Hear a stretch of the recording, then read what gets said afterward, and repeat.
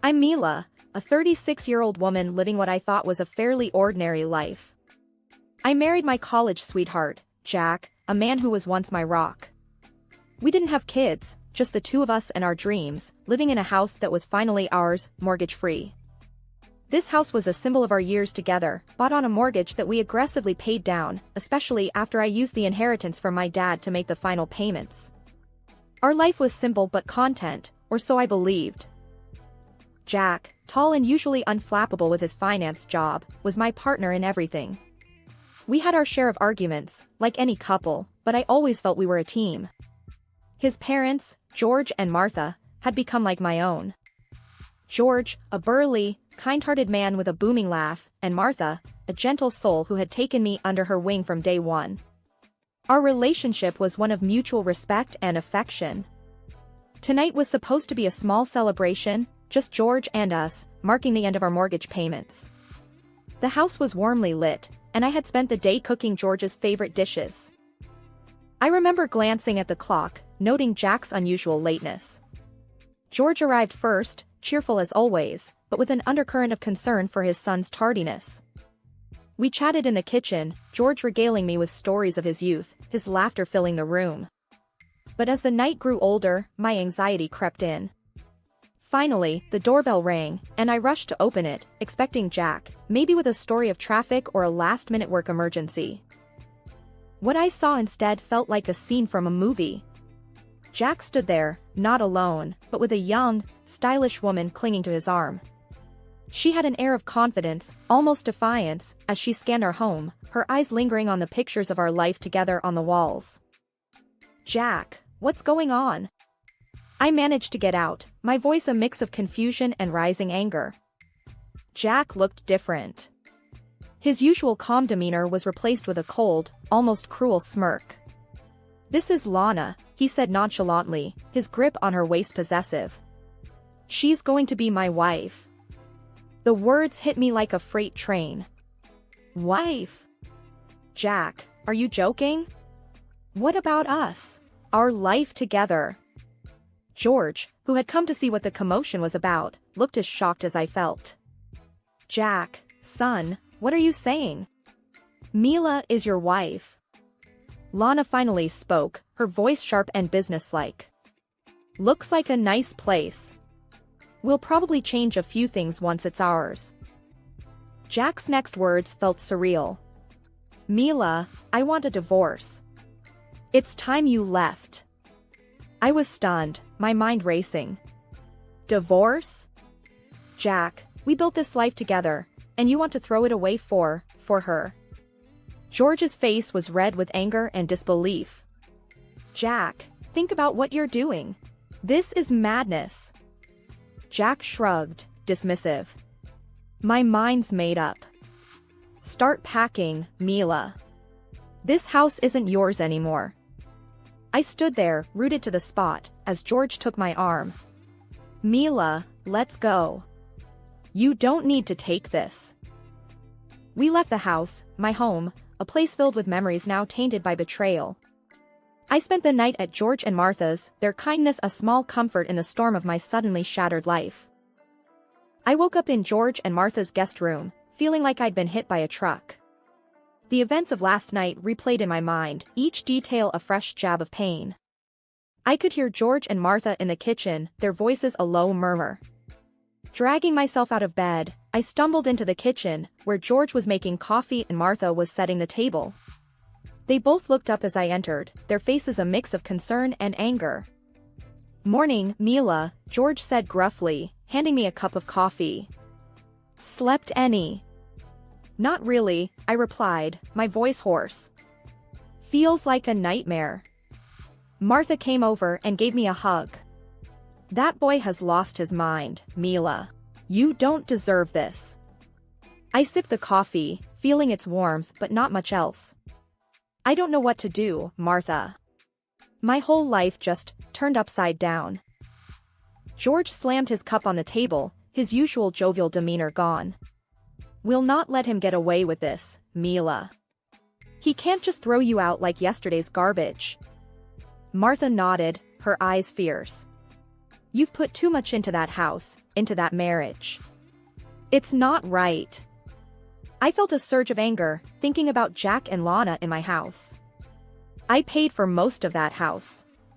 My inheritance, my savings. George's eyes lit up. That's it. You have rights, Mila. That house is as much yours as it is his. Martha was quick to agree. Yes, you need to fight for what's yours. Don't let that woman take everything from you. I started to feel a fire building inside me, fueled by their support. You're right. I won't let Jack and his mistress walk all over me. George stood up, determination on his face. We'll get a lawyer, someone who can sort this mess out. You won't be alone in this, Mila. Martha squeezed my hand. We're with you, every step of the way. That boy needs a lesson on how to treat people. Sitting there with them, I felt a flicker of hope. Maybe, just maybe, I could get through this. But I knew it was going to be a long, hard fight.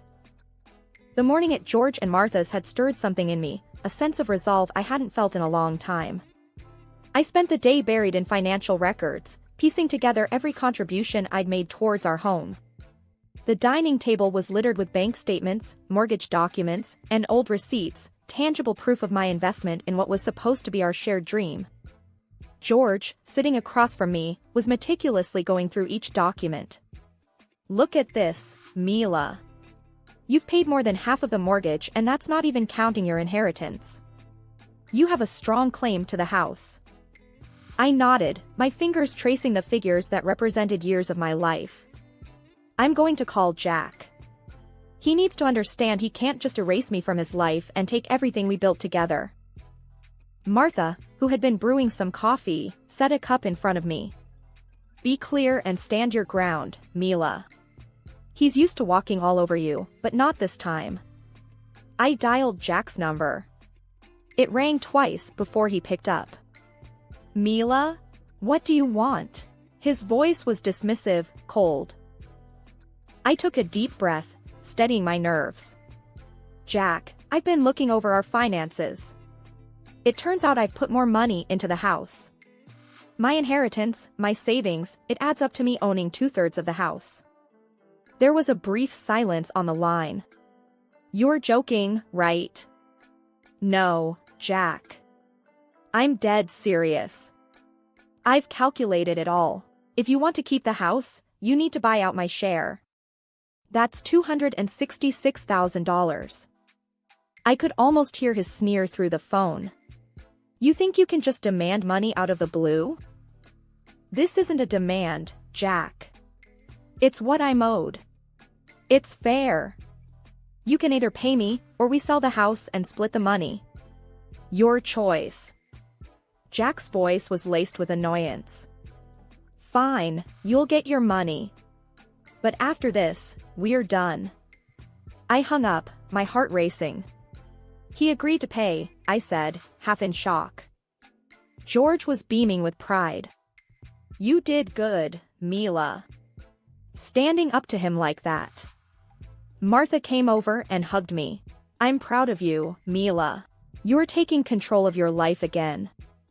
That afternoon, as I sorted through more paperwork, George and Martha shared stories of their own struggles and triumphs, reminding me that resilience was a family trait. We discussed lawyers, next steps, and strategies, turning their kitchen into a war room of sorts. As evening fell, George cooked dinner, a simple stew that filled the house with a comforting aroma.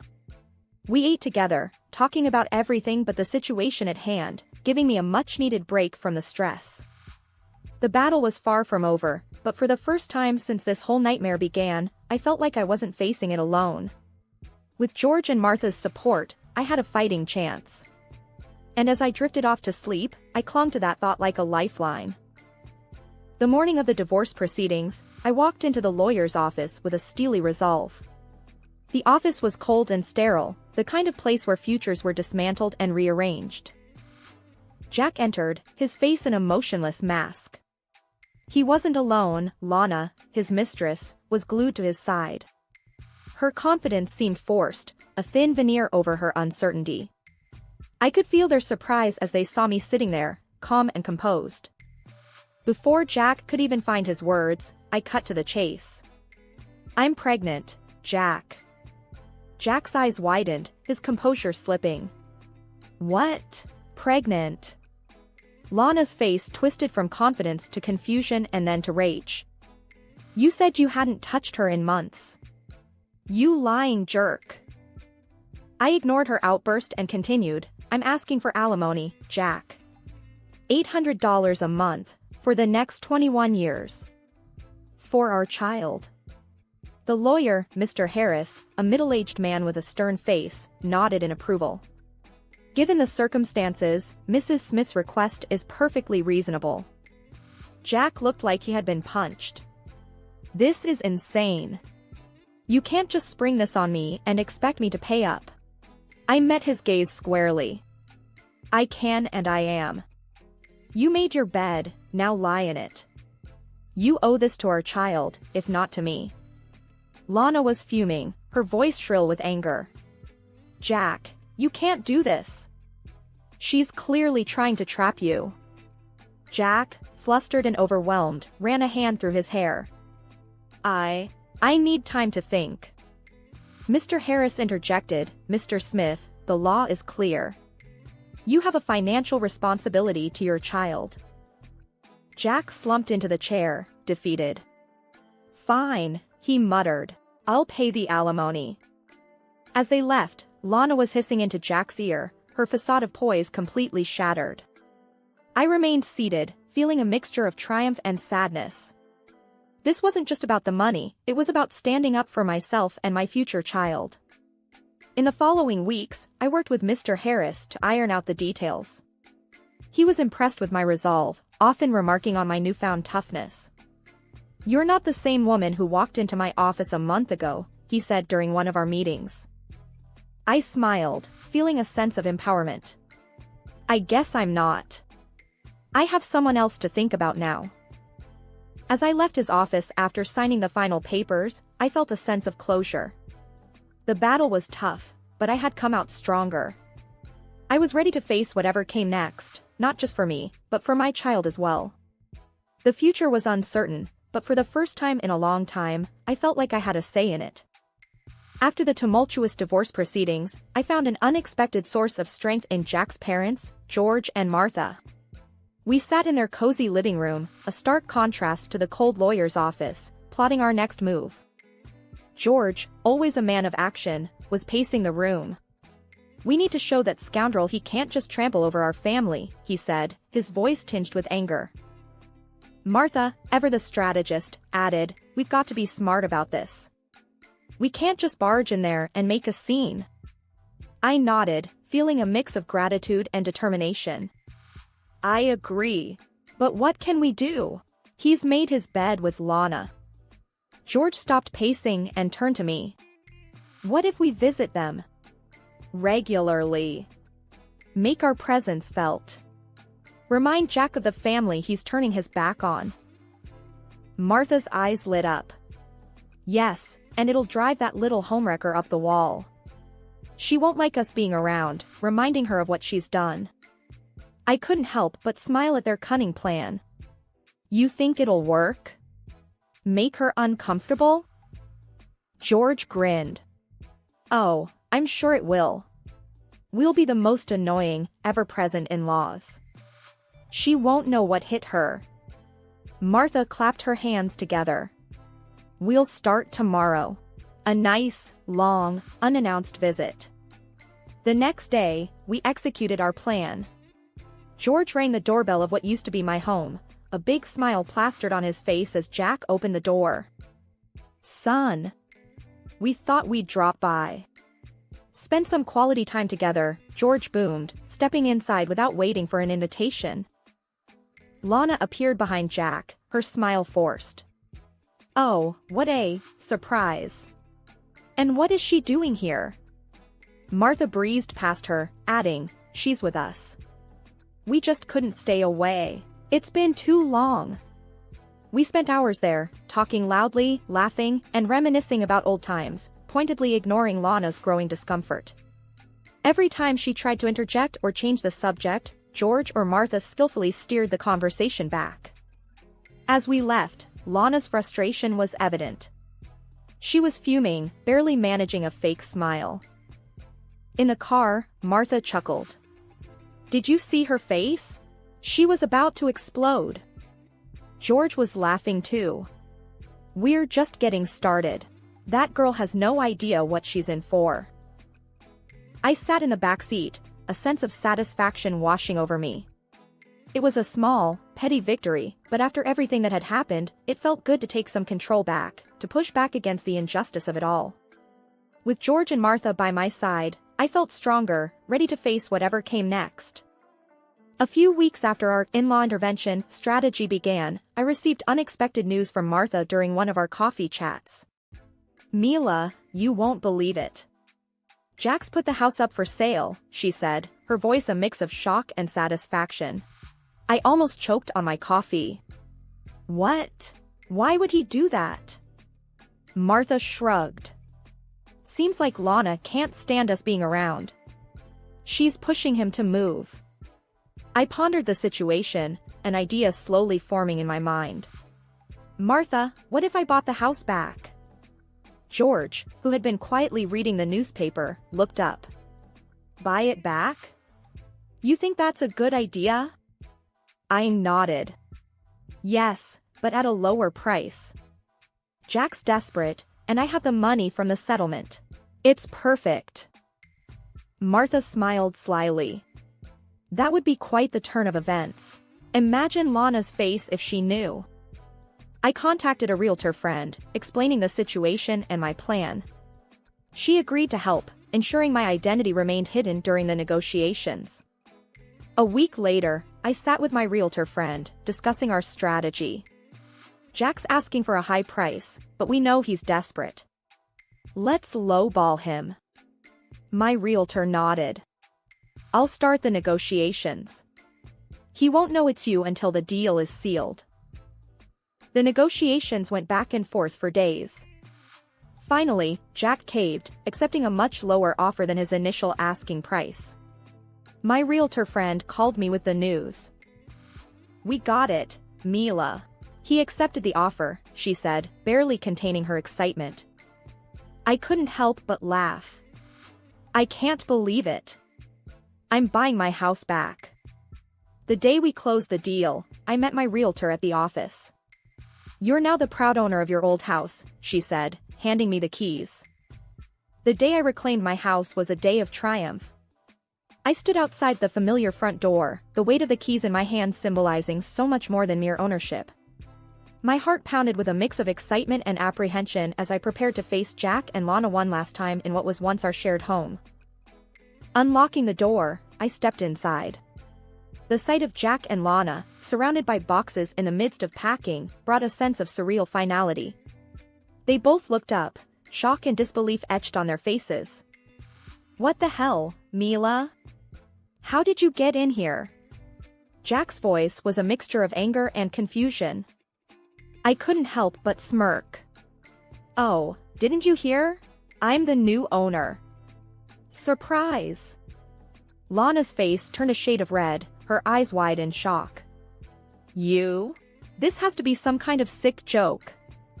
Crossing my arms, I leaned against the door frame. "No joke, Lana. I bought the house. It's mine now, and you two are trespassing." Jack's face contorted with anger. "This is low, even for you, Mila. You think you can just waltz back in here and take over?" I straightened up, my voice firm and unwavering. "Yes, Jack, that's exactly what I'm doing.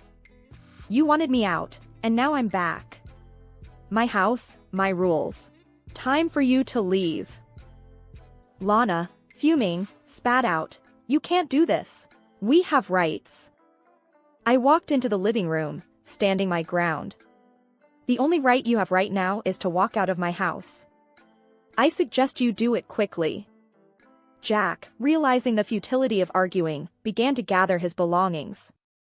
Lana followed suit, her movements jerky with frustration. As they left, Lana hissed at me, "You haven't won anything, Mila. Watching them leave, I felt a surge of empowerment. This house, which had witnessed the rise and fall of my marriage, was now a symbol of my resilience. It was a battleground where I had emerged victorious. After the door closed behind them, I walked through the empty rooms. Each space echoed with memories, both good and bad, but now it was time to make new ones. I envisioned the house filled with laughter and love once more, a sanctuary for me and my future child. Sitting down in the quiet living room, I allowed myself a moment to take it all in. I had come full circle, but this time, I was in control, a victor reclaiming her kingdom. The journey had been fraught with pain and betrayal, but it had led me to this moment of triumph. My house, my rules, my life. I was ready to start anew, stronger and more determined than ever. One afternoon, as I was arranging the nursery for my soon-to-arrive baby, there was a knock on the door. I opened it to find George and Martha, beaming with smiles. "Mila, dear, how are you holding up?" Martha asked as she stepped inside, her eyes taking in the changes I'd made. "I'm doing well, Martha." "Getting ready for the baby," I replied, leading them into the living room. George, carrying a bag of baby clothes, chuckled. "This little one is going to be spoiled rotten by us, you know that, right?" I laughed, the sound bright and genuine. I wouldn't have it any other way. As we sat, chatting and laughing, another knock came at the door. This time, it was Jack. He looked different, worn out, a little defeated. "Can we talk, Mila?" Jack's voice was low, lacking its usual confidence. I hesitated but nodded, stepping outside to talk to him privately. I messed up, Mila," Jack started, not meeting my eyes. "Lana left me. I'm broke, and I was hoping." I cut him off, my voice steady. "Hoping for what, Jack? For me to take you back? After everything?" Jack's face crumpled. "I know I don't deserve it, but I have nowhere else to go." I looked at him, the man I once loved, now just a stranger filled with regrets. "Jack, I've moved on. I'm starting a new life, for me and my baby. You need to do the same." He nodded slowly, the reality of the situation sinking in. "I understand. I'm sorry, Mila." As he walked away, I felt a closure I didn't know I needed. Turning back to the house, I saw George and Martha watching through the window, their expressions a mix of concern and support. "He won't bother you again, will he?" George asked as I walked back in. I shook my head. "No, he won't. I made it clear." Martha hugged me. "You're so strong, Mila. We're so proud of you." Sitting back down, surrounded by the people who had become my true family, I felt a sense of peace. The journey had been long and fraught with pain, but it had led me here, to a place of strength and new beginnings. The future was uncertain, but it was mine to shape, and I looked forward to every moment of it.